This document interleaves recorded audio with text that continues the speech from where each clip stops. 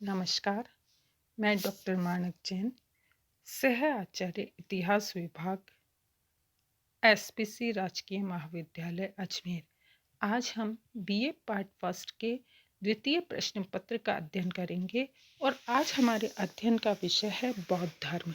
वैदिक धर्म के पश्चात निवृत्ति मार्गी धर्मों में बौद्ध धर्म सर्वाधिक लोकप्रिय है।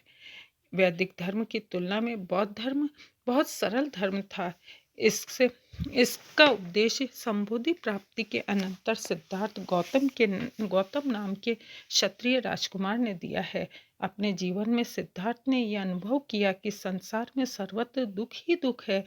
क्या किसी उपाय से मनुष्य को दुख से मुक्त किया जा सकता है? दुख मुक्ति के बारे में उपाय की खोज में ही बौद्ध धर्म का जन्म हुआ। गौतम ने तप और ध्यान के द्वारा यह परम ज्ञान प्राप्त किया जिसके द्वारा दुखों को दूर किया जा सकता है।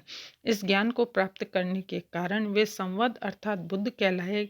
ज्ञान प्राप्ति के पश्चात गौतम बुद्ध ने दुखों को दूर करने के लिए जिस मार्ग का उपदेश दिया वह बौद्ध धर्म कहलाया। बौद्ध धर्म शीघ्र ही उत्तर भारत में फैल गया। इसके अनुयायियों की संख्या क्रमशः बढ़ती गई। बुद्ध के उपदेशों से प्रभावित बौद्ध धर्म ग्रहण करने वाले अनुयायी दो प्रकार के होते थे। एक जो अपना घर बार छोड़कर भिक्षु बन जाते थे, दूसरे गृहस्थ धर्म का पालन करते हुए भी बौद्ध धर्म में आस्था रखते थे। बुद्ध ने भिक्षुओं के जीवन को संयमित करने के लिए बौद्ध संघ की स्थापना की। संघ में प्रवेश करने के बाद बौद्ध भिक्षुओं को नियमानुसार मर्यादित जीवन व्यतीत करना पड़ता था। इस प्रकार बौद्ध धर्म में 3 स्थायी अंग हैं: बुद्ध, धर्म और संघ। बुद्ध के देहावसान के बाद बौद्ध धर्म में अनेक परिवर्तन हुए। बुद्ध अनुयायी अनेक शाखाओं में बंट गए। इन शाखाओं में बुद्ध और उसके उपदेशों को अनेक प्रकार से समझा गया और उनकी व्याख्या भी की गई थी। भारत में बौद्ध धर्म के पतन के पश्चात धर्म दक्षिण पूर्वी और मध्य एशियाई देशों में कई शताब्दियों तक जीवित रहा। बौद्ध धर्म के उद्भव के समय भारत की धार्मिक स्थिति कैसी थी, यह जानना भी बच्चों हमारे लिए आवश्यक है। तो विद्यार्थियों, इसके संदर्भ में हम ये कहेंगे कि धार्मिक दृष्टि से इस समय भारतीय समाज में अनेक धार्मिक विचारधाराओं का अस्तित्व मिलता है। इस समय भी परंपरागत रूप से यज्ञ धर्म लोकप्रिय रहा होगा। समाज का एक वर्ग जिसे ज्ञानी कहा जाता था, श्रवण धर्म के प्रभाव से उपनिषदीय ज्ञान मार्ग को आत्मसात करने का प्रयत्न कर रहा था। प्राय ये कहा जाता है कि इस समय बौद्ध और जैन धर्म का उदय यज्ञ धर्म की प्रतिक्रिया के परिणाम स्वरूप हुआ, लेकिन यह एक भ्रांत धारणा है। वस्तुतः इस धर्म को प्राचीन श्रवण परंपरा का विस्तार समझना चाहिए। प्रत्येक समाज में ऐसे धार्मिक पुरुष होते हैं जो सत्य की खोज में लगे हुए नागरिकों को मार्गदर्शन करते हैं। स्वयं भी बुद्ध ने भी ज्ञान प्राप्ति से पूर्व तात्कालिक धार्मिक शिक्षकों के आलाड़ कालाम तथा उद्दक रामसुत से सत्य के अन्वेषण का मार्ग पूछा था। तात्कालिक युग में भौतिकवादी, उच्छेदवादी, अहेतुकवादी, पुबेतकवादी और नियतिवादी अनेक धार्मिक दार्शनिक संप्रदाय विद्यमान थे। इन भौतिकवादियों का आचार्य था पूर्ण कश्यप। वह मानता था कि कर्म कोई पाप नहीं है, दान, तप और सत्य से किसी भी प्रकार का पुण्य प्राप्त नहीं होता है। आजीवक संप्रदाय के संस्थापक मेखली गोशाल नियतिवादी थे। उनके अनुसार प्राणी नियति के अधीन है, भाग्य के अधीन वह सुख और दुख भोगता है। धर्म दर्शन के विचारकों की इस परंपरा में श्रवण धर्म से प्रभावित बुद्ध ने मध्यम मार्ग का उपदेश दिया और यह सिद्ध किया कि श्रवण निवृत्ति मूलक धार्मिक विचार परंपरा बुद्ध के बहुत पहले से विद्यमान थी। अब हम विद्यार्थियों ये देखने का प्रयास भी करेंगे कि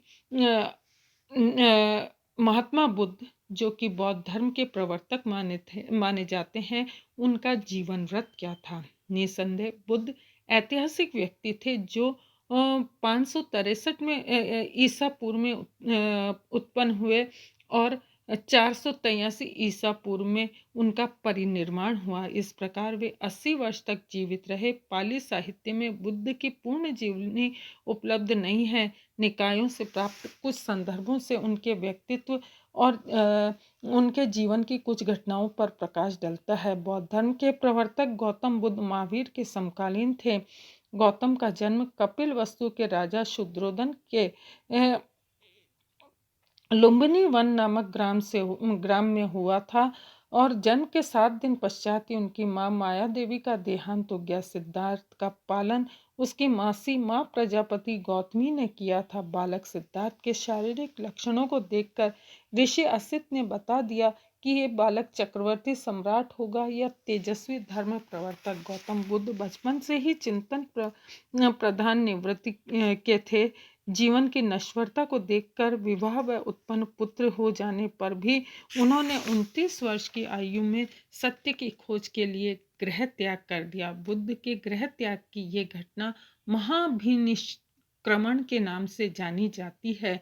गौतम पहले उस समय के प्रसिद्ध धार्मिक शिक्षक सांख्य दर्शन के आचार्य आलाड़ कालाम से शिक्षा प्राप्त की, परंतु गौतम का मन इससे संतुष्ट नहीं हुआ। इसके बाद उन्होंने दूसरे शिक्षक उद्रक रामपुत्र से ज्ञान मार्ग पूछा। वह एक विशिष्ट योग की शिक्षा प्रदान करते थे, इसलिए दोनों ब्राह्मण गुरुओं से योग और ज्ञान मार्ग की दीक्षा लेकर गौतम ने स्वयं तप के द्वारा सत्य की खोज का निश्चय किया। सर्वप्रथम वे गया की शीर्ष पहाड़ी पर गए, जहां अनेक तपस्वी आत्मोत्कर्ष के लिए तपस्या कर रहे थे। यहाँ से वे निरंजना नदी के किनारे उरुवेला गए, जहां पर 6 वर्ष तक कठिन तप किया। तप के कारण वे कंकाल मात्र रह गए। कठिन तप से उनके शरीर में भयानक दाह उत्पन्न हुई, यहाँ तक कि भयंकर शीत में भी उन्हें पसीना छूटता था।